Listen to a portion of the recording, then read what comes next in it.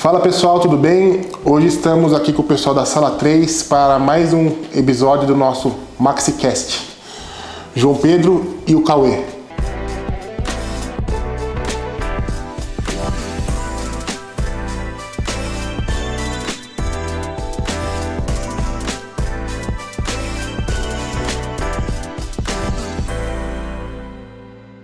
Tudo bem com vocês? Maravilha, tudo bem. Bora falar um pouquinho de arquitetura?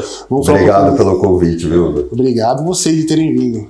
Vamos falar um pouquinho de arquitetura, do mercado imobiliário, né? De tudo que a gente ajuda a movimentar aqui. Então, primeiramente, eu queria saber como que foi a ideia de vocês montarem o escritório, como vocês se conheceram. Vamos lá. Falou você, Cal? Se quiser falar. Vamos lá. A Sala 3 nasceu de uma parceria que veio da faculdade, né? Então a gente começou trabalhando junto em outro escritório, sempre trabalhando nesse mercado de alto padrão, e a gente estudava junto. Então, era o dia inteiro ali trocando ideia, trocando informação, acho que cada vez mais criando um laço ali em relação à arquitetura, construção. Quando a gente foi no ano de se formar, acabou cada um tinha seguido o seu caminho. Tipo, eu montei um escritório, o Cauê montou o dele, e 6 meses depois a gente já bateu um papo, falou, cara, vamos juntar aí pra gente poder atingir o mercado de uma forma mais abrangente, também poder construir, além de só projetar. E quando a gente foi na primeira sala comercial que a gente estava, que era a Sala 3, veio a ideia de tirar um pouco o nome João Osório e Cauê Baldi da frente e criar realmente uma coisa mais colaborativa. A gente queria que quem participasse do escritório fizesse parte da história e não só de um nome. A gente queria realmente tirar isso. E a Sala 3 veio disso, veio uma parceria que nasceu na faculdade e está até hoje aí, acho que vai fazer de parceria total, já 16, 17 anos. O ano que vem faz 12 de escritório. Já faz 12 aninhos de escritório. Que legal. E como a arquitetura influencia no valor do imóvel? Qual é a importância da arquitetura no valor do imóvel? Cara, se eu for falar de importância, para mim ela é essencial, né? A gente está no século XXI, século da informação, onde as pessoas têm muito acesso à arquitetura, tanto imagem de referência, então as pessoas buscam muito o que elas gostam. E o mercado acho que deu uma virada para isso, né? Acho que não basta ser só funcional, ele tem que vir com uma estética, tem que vir com um aproveitamento de espaço, insolação, topografia, e a arquitetura vem para pensar isso todo, né? A arquitetura não é só, acho que as pessoas acham ficar bonito, né? Acho que quando a gente trabalha a arquitetura do espaço, quando a gente arquiteta, né? Que acho que esse é o ponto, como a gente vai chegar no melhor caminho para ter tudo unido numa proposta só, que é como que eu vou analisar esse terreno, como que eu vou fazer a melhor proposta para esse terreno em relação a sol, topografia, a circulação interna, como eu vou aproveitar melhor os espaços, tanto interno como externo. Eu acho que essa arquitetura é muito feita de cheios e vazios. Então a gente tem que saber projetar onde não tem metragem quadrada também, as aberturas, é tudo. Para a gente a arquitetura, se ela estiver inserida no contexto do imóvel, não só na fachada, é onde você consegue sentir a arquitetura, que é isso. Você entra no imóvel, você se sente bem, não sabe por quê, mas é isso. É circulação, é ventilação, é tudo que está ali dentro no contexto. Vamos falar na parte do âmbito arquitetônico residencial até urbanístico, público. Tudo que você entrar e se sentir bem, eu acho que a arquitetura teve ali colocando um pouquinho do dedo dela. E a cereja do bolo é beleza, né? A estética vem, 100% alinhada nisso. Exato. E o foco de vocês hoje é a arquitetura residencial? É foco, eu vou falar foco porque foi o que aconteceu naturalmente, né? A gente já veio desse mercado, sempre foi a nossa matriz, né? Onde começou tudo. A gente passou por um tempo fazendo restaurante, em shopping, foi uma loucura. Lojinhas, né? Lojinha, tá? No comercial a gente fez galpão, também fez bastante coisa, mas no mercado, com a pandemia, acho que esse êxodo urbano, a galera que saiu um pouco de São Paulo e veio para o interior, fortaleceu muito essa parte residencial. Então hoje a gente está focado, mas não limitado. Acho que a gente gosta de poder fazer todo tipo de projeto. Então hoje a gente está com hotel, tem galpão comercial, estamos fazendo condomínio, estamos fazendo área de lazer de condomínio, até vai ter um aqui em Itu agora, ainda não posso falar, mas estamos fazendo toda a parte não urbanística, mas toda a parte que envolve mobiliário, o mobiliário em si do espaço e toda a parte de amenities em si. Então, salão de festa, parte de piscina, academia, stand de venda. Então a gente está bastante envolvido em tudo que está no mercado residencial, mas a gente gosta de poder projetar um pouco de tudo. O que eu vejo, né, como corretor, assim, a gente acaba conhecendo vários condomínios aqui, inclusive não só de Itu, mas também da região, né? Porto Feliz, Indaiatuba, Salto, Sorocaba. E eu vejo vocês praticamente em todas essas cidades. E isso foi acontecendo ou isso já foi programado? A gente sempre quis, né? Acho que sair um pouquinho, cruzar as fronteiras sempre foi a nossa vontade. A gente não queria ficar só no mercado interno. Mas foi acontecendo. Eu acho que o Instagram te impulsiona, acho que isso é natural, mas muito do boca a boca. Então a gente chega até Piracaia, a gente está fazendo coisa no sul, também Itajaí. Então aqui na região mais próxima a gente tem Sorocaba, Porto Feliz, Indaiatuba, Jundiaí. Na Bahia, Maraú. Estamos na Bahia, também Maraú. Isso foi um pouco mais natural do que a gente imaginava. Porque foram clientes que encontraram a gente por aqui em Itu e levou até lá. Não foi uma coisa tipo do Instagram levou, uma coisa que a gente achava que seria mais natural. Talvez até pela quantidade de procura que a gente teve pelo Instagram nos últimos anos, a gente imaginava que ele que impulsionaria a gente. Mas pelo contrário, foi sempre indicação de um amigo, da pessoa conheceu o trabalho e foi levando até outras cidades, até outros estados. A gente vê que o boca a boca ainda é o mais forte. Melhor. Vocês acham bastante negócio pelo Instagram também? Muito pouco. Muito pouco. Tem muita procura. O orçamento é o que mais aparece, mas ainda continua fechando no boca a boca. Né? Falando em números, que é uma coisa que a gente é até engraçado, a gente colocou pessoas para analisar números de atendimento, né? E eu acho que ano passado a gente atendeu 180 pessoas pelo Instagram e fechou tipo um projeto. Entendi. Então você vê que ele é um pouco especulativo, ele tem essa ideia de procurar. Muita gente usa o nosso Instagram depois de uma indicação para ver o trabalho e vira um portfólio que eu acho que é animal, tipo, o jeito que ele chega até as pessoas. Mas a pessoa que só chega por ali, ela é muito mais especulação, acho, não é um canal tão forte para fechar. Hoje a Sala 3 também não é só o João e o Cauê. Vocês têm uma equipe bem grande em volta de vocês, né? Temos. Hoje em dia a gente tem 22 pessoas dentro do escritório, dividido em alguns setores: arquitetura, interiores e obras. Então nós temos 3 empresas dentro do grupo Sala 3. Tem gente que faz o financeiro, tanto de obras quanto do escritório, então a equipe é grande. A equipe é grande, é difícil lidar com tanta gente assim, né? Voltando um pouquinho mais, e as tendências? Quais são as tendências do mercado hoje? O que está acontecendo? O que não está acontecendo? Isso é uma pergunta legal porque a gente vai sentindo no dia a dia dos clientes, né? O que antes agradava, agora não agrada tanto. O que a gente sempre tentou fugir um pouquinho são das coisas que não são atemporais. Eu acho que o atemporal vai ficar sempre, texturas. O que eu estou sentindo um pouco para os próximos, não sei se meses ou anos, é difícil na arquitetura, hoje em dia está muito volátil, né? Eu sinto muito a queda dos tons cinzas, desses acinzentados, indo muito mais para uns tons mais neutros, tom areia, um pouco mais de curva, as pedras exóticas entrando com muita força. Eu acho que tá saindo um pouco do padrão, assim. Eu acho que isso que é o mais legal na arquitetura. Você tá sempre um pouquinho fora desse padrão para fazer diferente, né? Porque o padrão é isso, todo mundo faz, é o que mais tem, o tempo inteiro tá saindo. E quando você vê uma coisa fora, mas que te agrada, eu acho que é um diferencial. Eu acho que essa tendência é bem forte. Uma coisa que me agrada bastante, que hoje em dia tá difícil de você ver, é telhado, né? Telhado é uma coisa que a gente tá fazendo bastante, né, cara? Ele voltou com bastante força. Ele voltou com força porque o que eu acho legal? Tem alguns condomínios que são obrigatórios do telhado. E são algumas que viram referência. Pegar o Larissa, pegar Laranjeiras. São condomínios que têm isso como obrigação. Você não consegue fazer uma casa lá se não tiver telhado. E alguns arquitetos conseguem combinar muito bem, não só fazendo o estilo toscano, o estilo neoclássico, não precisa ser esses estilos para ter telhado. E a gente acabou que no escritório hoje a gente está com alguns projetos com telhado. Estamos com um projeto no Sorocaba, no Santa Maria, temos um projeto no Terras 2, acho que tem uns 3, 4, no Teodoro aqui em Itu, casas pequenas, casas grandes, mas que o telhado ele faz parte do conceito que a gente gosta de trabalhar. A gente não muda o nosso estilo, a gente não gosta de projetar estilos diferentes, mas a gente gosta de incorporar esses elementos na nossa arquitetura. Beleza. E como que esse projeto arquitetônico ele pode impactar na facilidade da venda ou da locação de imóvel? Falando um pouquinho de incorporação, que eu acho que é o que a gente veio falar hoje aqui, né? Até a ideia da imobiliária, da incorporação. Cara, eu acho que é isso, depende do produto. Eu acho que não tem uma generalidade, porque cada produto é um produto. Tem produto que vende por ser genérico e atingir um público que está querendo preço, e tem produto que precisa ter valor agregado. Porque eu acho que quando você vê valor no negócio, o preço não vai impactar tanto, dependendo de onde você estiver falando. O que eu acho legal? Você está indo para um condomínio que o que as pessoas procuram é arquitetura, é acabamento, é conceito, aí você tem que investir em arquitetura, investir em inovação, em tecnologia. Eu acho que tornar diferente o seu produto, porque não é um condomínio que está aceitando qualquer coisa.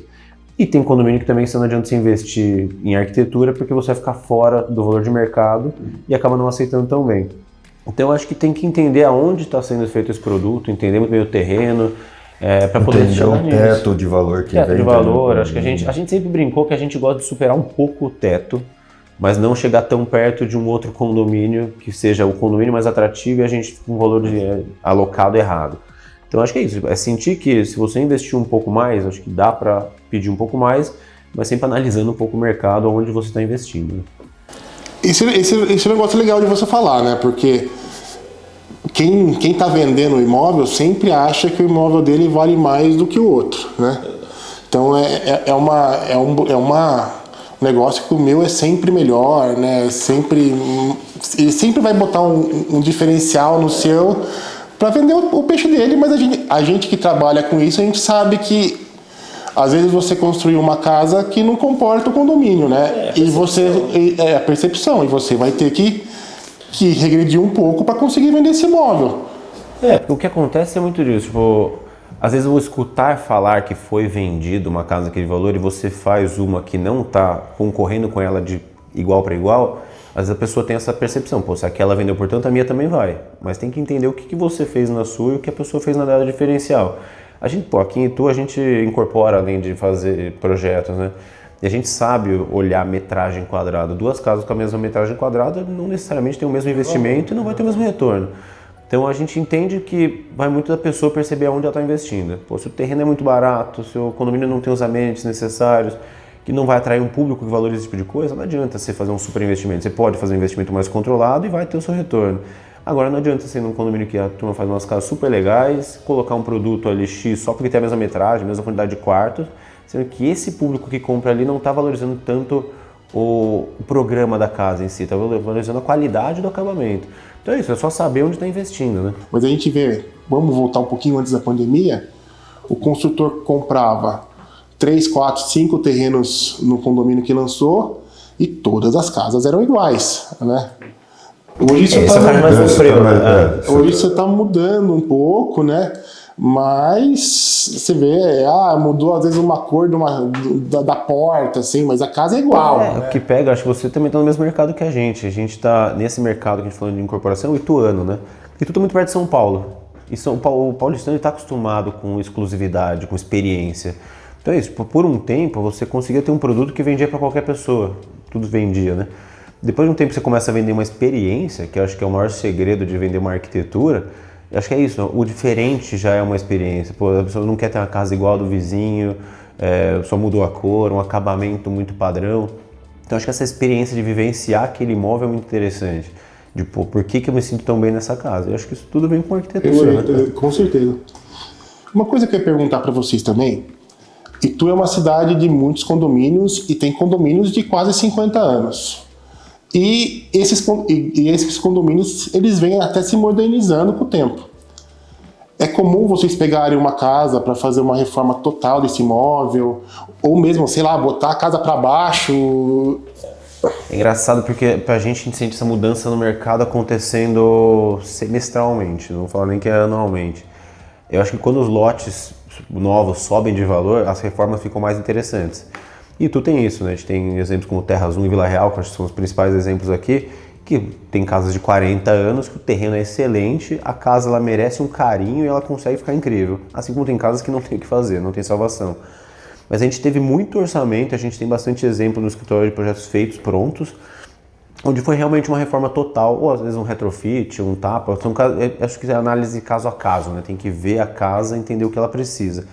Mas isso aparece muito a gente, aparece muito em alta agora, porque os terrenos estão tendo uma concorrência com condomínios que estão saindo aqui perto, com valores agregados muito altos.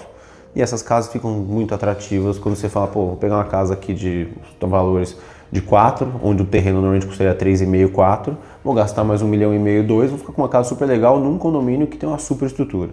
Então eu acho que isso acontece muito, tem acontecido e eu acho que vai acontecer mais. Eu acho que isso é uma super tendência aqui na região nessas casas. E apartamentos? Vocês também, creio eu, que devem pegar projetos de reforma de apartamento, principalmente em São Paulo, né? Às vezes em São Paulo, uns apartamentos gigantes, antigos, né? E que merecem esse carinho também na hora de fazer uma reforma. Tem acontecido bastante. Eu acho que acontece até às vezes com clientes nossos que vieram para cá, às vezes conheceram o nosso trabalho na casa que eles compraram, no projeto que a gente fez, e daí vem a vontade de reformar em São Paulo também. Então a gente tem alguns apartamentos em São Paulo nessa proposta, de já conhecer o nosso trabalho aqui, contrataram para a gente fazer lá, e alguns que vêm realmente com isso. Como a gente tem um setor de interiores no escritório, então a gente tem feito apartamentos de clientes, às vezes, que conheceram o nosso trabalho sem ser nossas casas, mas que acabaram chegando até a gente para isso. E eu acho legal porque o apartamento novo e o apartamento antigo, eles têm duas propostas muito diferentes, né? Acho que essa ideia essa transição de apartamento que não existia varanda gourmet, uma época de varanda gourmet e agora saiu a varanda gourmet de novo, né? Porque se incorporou ao apartamento, deixa uma margem muito legal nos apartamentos antigos, porque eles têm ambientes maiores. Hoje a tendência é os ambientes um pouco menores em alguns apartamentos. E os antigos aí tem isso, né? Tipo, você tem uma flexibilidade até nas plantas, acho que já passou por muitas reformas. E os ambientes deles são muito generosos, então dá para ter uns prédios super legais. A gente tem projetamento até em Salto aqui, que a gente fez umas reformas grandes. Que legal. Hoje a gente está na era da tecnologia, as IAs chegando com tudo. Como isso tem auxiliado vocês? Ou é bom ou é ruim? Você deixou tecnologia no escritório eu sou com ele, cara. Sou um senhor de 36 anos. É ruim, é bom, atrapalha, ajuda? Então, hoje ainda é muito novo para a arquitetura em si. Então, tem alguns programas, softwares, que estão tentando inserir a IA dentro da arquitetura para dar opções diferentes de fachada, alguma coisa assim, mas ainda é tudo muito novo. Está engatinhando muito, dá algumas... eu estou tentando usar, então dá muita interferência ainda e não está tendo um resultado tão legal. Eu outro dia tinha um cliente com um imóvel, ele estava com muitas dúvidas de como ficaria esse imóvel mobiliado, o que poderia fazer, o que poderia fazer. E eu tenho um amigo que manja dessas partes, ele me ajudou. Então ele foi mobiliando o imóvel assim, né? E pelas fotos... Você fala, a parte interna tem alguns apps que auxiliam um pouquinho mais. Essa visualização é legal pra caramba, acho assim, não dá pra gente negar que a IA veio e vai estar aí. Acho que já tem muita coisa que a gente consegue usar da IA na arquitetura, tanto na questão de pesquisas, que eu acho que é uma coisa que a gente consegue chegar muito rápido, e é isso que você falou, tipo, tem muita gente usando para uma pré-visualização, uma coisa assim, eu acho que para projeto, para executivo, para aquilo se tornar um projeto para obra, eu acho que ainda tem um caminhozinho. É porque o trem... Muito é relativo, né? Hoje em dia muito é um ano, pra gente é muito, mas acontece muito rápido. O 3D fica um negócio meio frio, né, às vezes. Eu acho que... Hoje em dia tem empresa 3D que deixa uma foto. É o da IA, você fala. Da IA, sim. Não, da IA ele vai ter uma referência da vaga de texto, né? Então realmente não é o que eu falo, tipo, é legal para você tentar ter uma pequena noção e entender que aquilo funciona e a partir daí você para a exclusividade de um projeto. Porque eu acho que o projeto é para isso. Eu acho que a IA vai vir para o que a turma fala, né? Vai substituir várias profissões e tal, mas eu acho que quando você trabalha com exclusividade é difícil, né? Porque tipo, as pessoas querem exclusividade, ela não quer que uma inteligência artificial projete. Mas aqui tem uma referência, eu acho isso importante, assim. Com certeza. E eu falo, exclusividade para mim é um ponto primordial, até na venda de imóvel, né? Eu acho que um corretor também que trabalha com imóvel exclusividade, ele tem muito mais segurança de investir no imóvel, porque é muito difícil. Você colocar um imóvel para anunciar no YouTube, deixa aí, e se você tiver sorte, você vai vender, né? Se o lead vê e você tiver sorte, você vai vender. Agora, com o trabalho, você realmente faz um trabalho exclusivo, né? Até da outra vez que a gente conversou foi nesse ponto, né? De o que a gente imagina para o corretor, que quando você tem um imóvel exclusivo, o que é legal ele se inteirar ali para poder tornar mais exclusivo, né?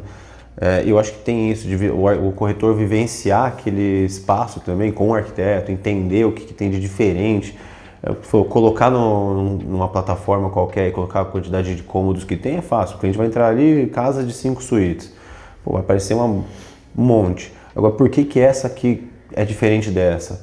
como que uma dessas suítes consegue ser mais flexível, como que esse espaço está mais aproveitado, qual que é o tipo de acabamento. Eu acho que o que esse cliente procura e por que essa casa é perfeita para ele. O terreno em si, né? Ajudar a entender o porquê, a posição do sol, o que tem de vizinho, o que não tem. Então, entender se o condomínio vai atender ele, a família dele, se é próximo da cidade ou não é, o que ele tem de expectativa em cima de tudo isso. Você falou de terreno, às vezes, né? Às vezes a gente pega um terreno em algum condomínio, o cara escolhe o terreno com o maior cuidado, só que ele esqueceu de pegar a opinião de um profissional, né? De um arquiteto, no caso, e na hora de construir não é exatamente o que ele estava esperando, né? A posição, às vezes ele não viu direito a posição do sol, isso influencia muito até na hora de vender o imóvel, né?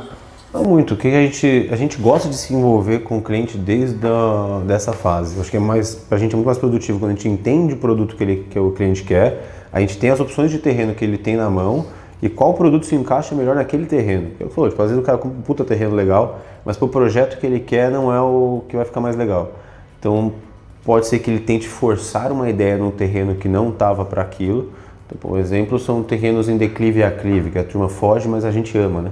O arquiteto adora aquela casa porque essa casa vai ter mais proporção, mas ela tem uma referência melhor com o visual.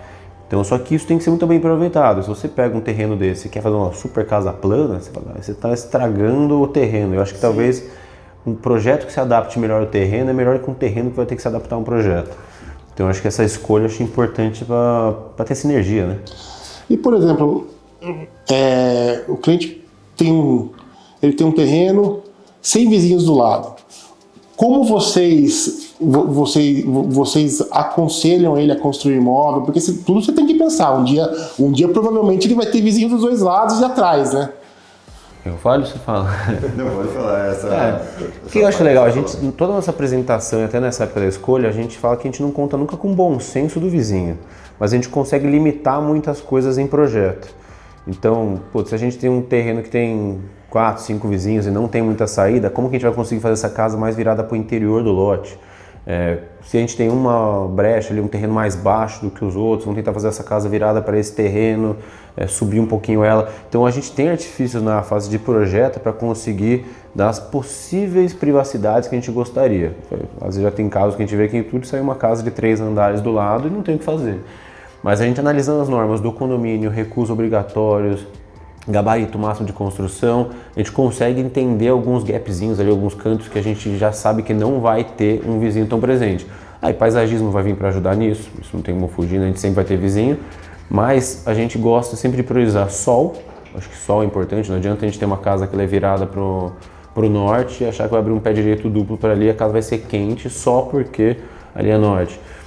Então a gente gosta de tentar usar primeiro o que o terreno dá, colocando os vizinhos prováveis já na apresentação inicial. Então sempre que a gente faz a apresentação a gente coloca os lotes conflitantes, as principais vistas, às vezes tem uma torre de energia, às vezes tem uma árvore bonita. Então a gente tenta sempre valorizar o que tem que ser valorizado e não valorizar o que tem que ser valorizado. Entendi. Agora, por exemplo, o cliente chega, João, eu vou construir uma casa para vender, eu quero que vocês façam um projeto o mais vendável possível. O que vocês... Essa é uma pergunta também legal. Como eu comentei, a gente também incorpora, né? Então a gente entende o que o cliente realmente dá valor. Tem coisa que o cliente não valoriza tanto quanto a gente, tem coisa que eu acho que o cliente valoriza e eu acho que é o que tem que ser valorizado. Mas quando a gente pega um terreno e o projeto, a primeira coisa que a gente quer é o máximo de área livre possível. Porque eu acho que a pessoa que está comprando essa casa no interior, colocando essa casa de veraneio, ele está saindo às vezes de um apartamento e ele quer chegar aqui, quer ter área. Enquanto menor o terreno, maior o desafio de sobrar área. Então acho que é muito isso, uma casa que não ocupe tanto o terreno, que respeite um programa mínimo da casa que tem que ter, e a gente preza muito pela privacidade. E a privacidade ela vai vir através de paisagismo, vem através de alguns elementos que eu acho que a gente fazem parte do dia a dia da casa. Então lógico que o contexto é muito importante para saber o que esse cliente está querendo. Acho que a gente tem que ter um custo muito encaixado, entendendo o valor de venda, essas coisas, mas isso é um outro assunto que eu acho que vou falar aqui mais de valores, mas de projeto é isso. Eu acho que a gente tenta valorizar os espaços. Os espaços têm bons fluxos, têm espaços que funcionem realmente com a mobília já, não um espaço que depois de mobiliado ele fica péssimo. E essa ideia de tentar ter o máximo de área verde possível, o máximo de interação com o visual, com o verde, então a gente cria cenários.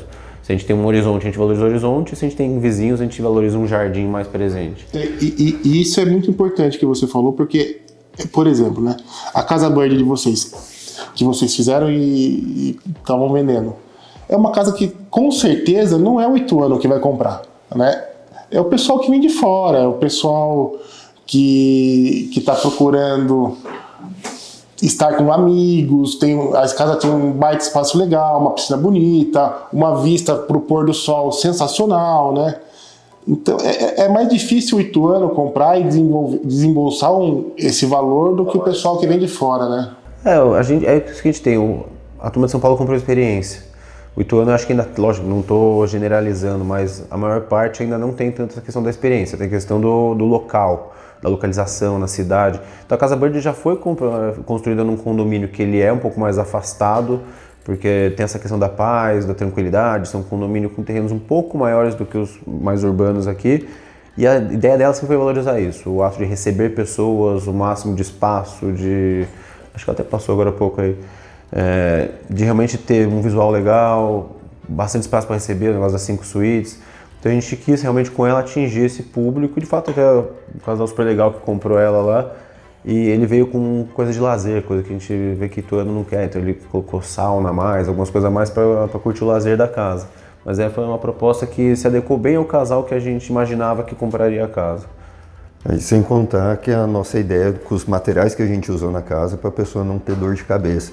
Então isso é uma coisa que os paulistas veem. Falam, eu quero ter minha casa veraneia, mas não quero ter dor de cabeça com aonde eu estou pisando, os materiais, os móveis que eu estou usando, e ter muita manutenção. Então a gente sempre pensa e valoriza essa parte. Com certeza. Vou fazer uma pergunta agora que eu acho que eu devia ter feito essa pergunta mais no começo. Mas eu queria saber quais são as influências de vocês, né? Em quem vocês se espelharam, quem vocês admiram. Acho que cada um pode falar um pouquinho, então, né? Eu acho que influência é um negócio que vem com fases na vida, assim, né? Eu comecei na arquitetura sem influência nenhuma. Minha influência era um tio que é arquiteto, faz casa toscana, ou seja, não foi quem me influenciou no estilo. E um outro tio que mora em Portugal é arquiteto e faz coisa mais pública. Mas eu sempre achei muito bonita essa ideia da arquitetura. Quando eu comecei a fazer faculdade, vem as influências internacionais, que é uma coisa que é o que a gente estuda, né, que a gente aprende. Então você pega Renzo Piano, Tadao Ando, Remy Koolhaas, uma turminha que é do que a gente está estudando, mas a gente não implanta hoje na arquitetura. E hoje eu gosto das pessoas que tropicalizam bem a arquitetura no Brasil. Então eu gosto de tendências de arquitetura que são mais naturais, essas casas que usam muitos elementos da natureza mesmo. Então hoje é difícil não falar de tendência ou até de referência, se não falar de Bernardes, de Jacobsen, de Arthur Casas. São as pessoas que a gente realmente às vezes usa como referência para projetar, ouvir um pouquinho do que eles estão trazendo para cá, porque são pessoas que estão projetando no mundo inteiro. Então são pessoas que eu gosto bastante de ver a arquitetura quando eu vou projetar. E você? Basicamente a mesma coisa. Eu tenho um tio que é arquiteto em Salto também. Eu comecei a arquitetura mais pelo meu pai, que ele trabalha com marmoraria, e eu falei, cara, eu visitava as obras com ele, eu falei, deve ser interessante esse negócio de ser arquiteto. Aí eu conversei um pouco com meu tio, eu falei, acho que eu vou entrar nessa área. Entrei, me apaixonei desde o começo na arquitetura. Em relação às referências, basicamente são essas. Eu colocaria Márcio Kogan também, que é um... Não, tem vários. Os nacionais, a turma que está criando muito, bastante, é muita gente. Muita gente. Internacional, hoje em dia, acho que tem alguns que a gente saota, algumas coisas assim, que fazem umas casas mais impressionantes, assim, mas é mais por entender até o limite da arquitetura, sabe? Exato, mas eu gosto muito da arquitetura brasileira, ainda a questão de aconchego, a questão de materiais, no mundo inteiro, né? É bem legal, né? A gente vê cada projeto, cada casa, que são sonhos, né? Eu acho legal isso, tipo, o sonho de um às vezes não é o sonho de outro. E pra gente, eu gosto dessas casas que são aconchegantes, sabe? Tipo, eu acho que tem gente que gosta da casa que é mais impressionante, casa mais alta.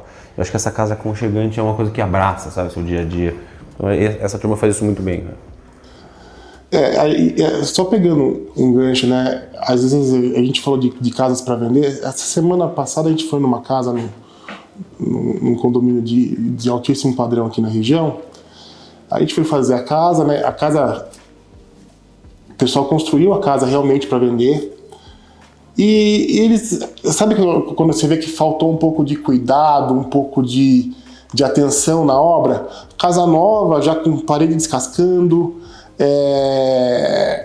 infiltrações, um quarto sem pé nem cabeça, um banheiro estreito, pequeno, para uma casa de 700 metros.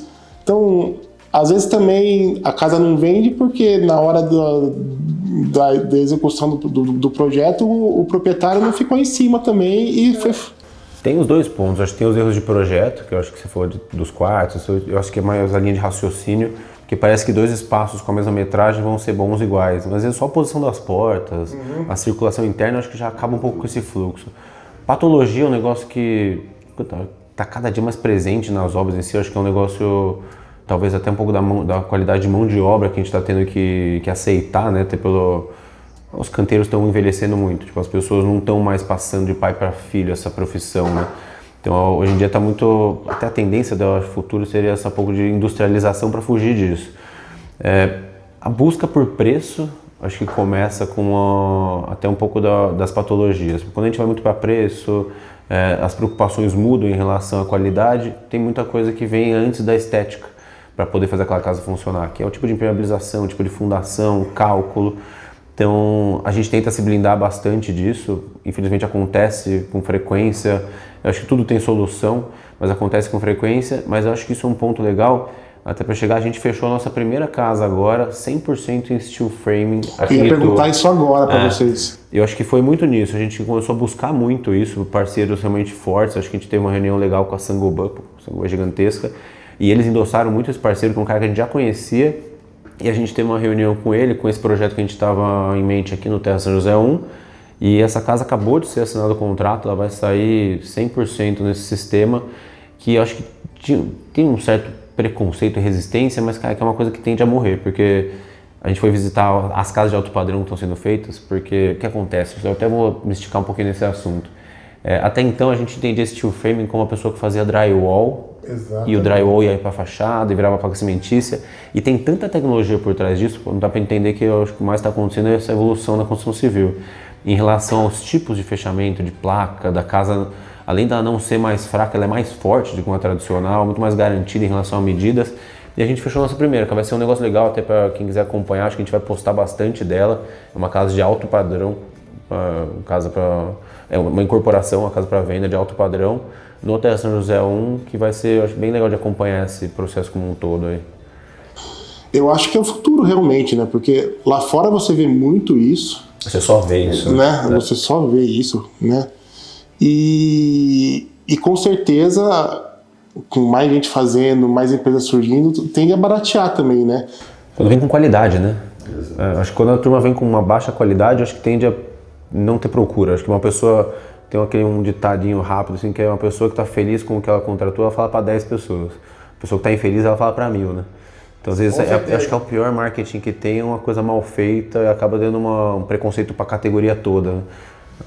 Né? Então, a indicação é sempre procurar empresas, tempo de mercado, boas referências. E o tempo de obra nisso aí? Ele é mais rápido, ele é mais demorado? O tempo de obra, se for boa é mais rápido, se for ruim eu acho que não tem tempo. Se a empresa for boa, a obra é mais rápida, mas eles precisam de mais tempo de projeto. Então o tempo de projeto é maior, mas daí quando inicia a obra, o tempo de obra é mais rápido. A gente tem uma casa que a gente fez em Paraibuna, na represa, que é uma casa de 950 metros, são 2 galpões separados, é uma casa bem legal. E só que ela é inteira de wood frame com CLT, é toda a parte de madeira, um pouquinho ao contrário do steel frame que usa os perfis laminados, essa usa madeira como estrutura. Uma casa que ela ficou muito tempo na fundação, a fundação dela foi um pouco mais demorada porque é um terreno de 30 mil metros, mas uma casa de 950 metros ela está ficando pronta em 13 meses. Coisa que quando a gente recebe um orçamento de uma coisa dessa normal, de uma mão de obra civil, está vindo entre 18 e 24. Então a gente coloca uma redução de quase 10 meses nessa obra, da fundação à finalização, não falo terraplanagem. É isso aí. Gente, obrigado pelo papo, foi muito legal ter recebido vocês, gostei muito e espero que o pessoal lá de casa também goste. Eu agradeço. E vamos aí, Boa. Muito obrigado pelo convite. Negócio para todo mundo, né? Não, bora. Combinado. Vamos bater um papo mais pra frente de novo, falando de mais tendências. Isso aí.